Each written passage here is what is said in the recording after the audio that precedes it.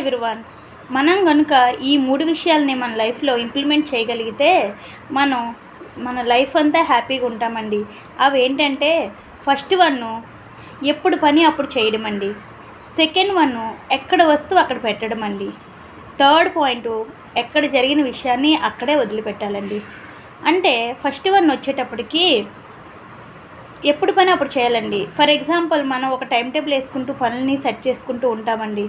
ఆ టైంలో ఒక్కొక్కసారి మన ఆ పనిని పోస్ట్పోన్ చేస్తూ ఉంటామండి. దానివల్ల ఏమవుతుందంటే, మనకే మళ్ళీ ఆ కొత్త పనులతో పాటు పాత పనులు కూడా చాలా బర్డెన్గా ఫీల్ అవుతామండి. అలా కాకుండా ఎప్పటికప్పుడు పనులు మనం పూర్తి చేసుకోగలిగితే చాలా రిలీఫ్గా ఉంటుందండి.